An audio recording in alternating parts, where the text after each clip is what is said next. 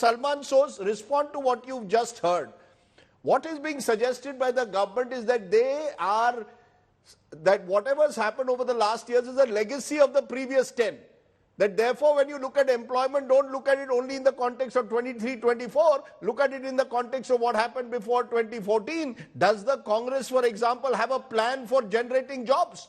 It's very easy today to say the Modi government hasn't done enough. What has the Congress done? Many of these vacancies were there even when you were in power. Rajdeep, first of all, Zafar should not talk about banks at all, because under their government, almost 15 lakh crore rupees have been written off by banks. Most of them are public sector banks, so they should not talk about it. I think Can we talk about jobs? Can we please talk about jobs? Let me talk about jobs. First of all, we should all understand, and Mr. Mehrotra can vouch for this, that when we talk about the unemployment rate in India, where unemployment is calculated only on the basis of those people who are in the labor force. Okay, a lot of people are not in the labor force. I'll give you an example. If we had to have the same number of people who are at the same average as the Chinese do, please let me finish. India needs currently 180 million people more, 18 crore people more in the labor force. If we have to reach the average, that is the global average. The Chinese are much above the global average. We are much below the global average. So just don't look at the unemployment ratio, which is still very high. A prime minister who promised us 20 crore jobs in his 10 years is giving out 51,000 appointment letters. And many of these appointment letters are, by the way, not new appointments. These are promotions also. Okay, not just vacancies, these are promotions also. And the Telegraph did a great story on this. I recommend that people read that. Now, let me tell you what we did before this prime minister came on board. This is CMI data telling you, okay? CMI, let me just give you CMI data. In the manufacturing sector, in 2016-17, there were 51 million people who were employed. In March of 2023, 35 million people have been employed. That means there's a drop of 31%. Let me now give you UPA versus NDA. Between 2004, 2005 to 2012, 75 lakh non-farm jobs were created per year. 7.5 million, 75 lakh. Between 2013 to 2019, which includes some of UPA, but most of NDA too, the job creation has been 29 lakhs. That means there is no comparison between what we did and what they have done. Now you said, how will you create jobs? That's a reasonable question to ask. That is why the Congress party is the party of governance in India. And let me give you some examples of what we should be doing. First of all, we would never do something as crazy as demonetization, because that killed small and medium enterprise jobs in this country. We would never have the complexity of GST that they brought in, because that is not letting the economy to grow. We would not have the kind of tax terrorism we see right now, because you're not letting businesses function. You're choking businesses.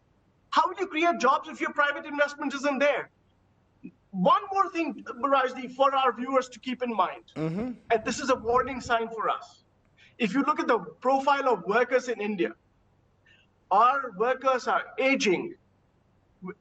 Even though we have such a young population, our worker profile is aging. That means younger people are not getting opportunities. It's going to create a huge problem in this country, and this government has no answers except for this gimmick of 51,000. 51,000 is a drop in the ocean. You're saying your party, if it was in power, would not have committed what you believe are the mistakes of the Modi government, like demonetization, but you're not offering me a pathway to recovery through job. 1 minute. I want to bring in Siddharth Zarabi, because we've heard the two politicians at length. Siddharth Zarabi, the Union Minister for Labour and Employment, Bhupendra Yadav, at a recent Rozgar Mela said 9 years ago, India used to be among the 5 most fragile economies. We are now among the 5 largest economies. Claims that more than 1.5 crore jobs have been created in 9 organized sectors, including IT, manufacturing, trade, transport, education, hospitality and medical. Is the truth therefore somewhere in between? The government, because data at the moment with this government in particular, depends on who provides you the data. What is the reality, Siddharth, as is being suggested? Is unemployment really as bad as it is? And is there very little effort, or there may be effort, but not enough jobs are being created? Rajdeep, the fact about the quality of unemployment data in India, that has suffered for decades, and it's not a unique feature that we can pin down on the current time frame.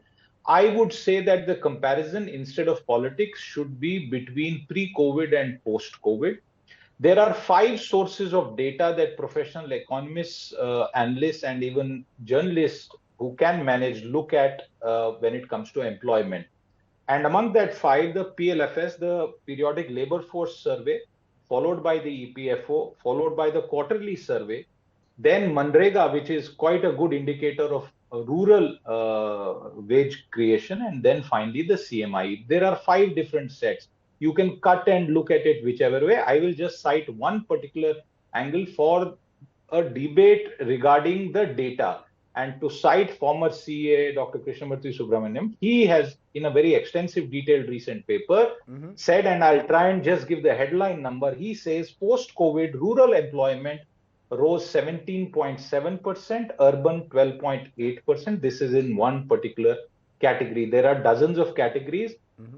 In paucity of time, the fact that India has a huge youth population which is looking for gainful employment and is not able to either find quantity jobs or quality jobs is a significant issue. The government can only do so much. I think at some point we also need to get into this frame of mind as responsible citizens, that we cannot keep burdening the government and the exchequer, and we see what is happening with welfareism. As far as the private sector is concerned, I'm sure no one in the panel will deny that that is now playing the hero's role as far as employment creation is concerned, including some particular sectors. Again, data is something that we can debate because we do not get one comprehensive data. So your guess is as good as mine. But if you look at it on the ground, the private sector is where most of the job creation is happening. So can we just put it on the government? I would toss that question back to you, Raj.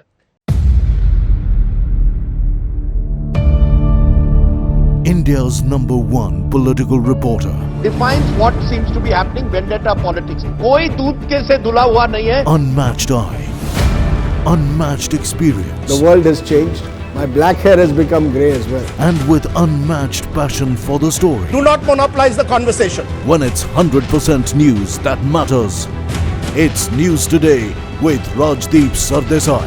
Monday to Friday, 9 p.m. Only on India Today TV.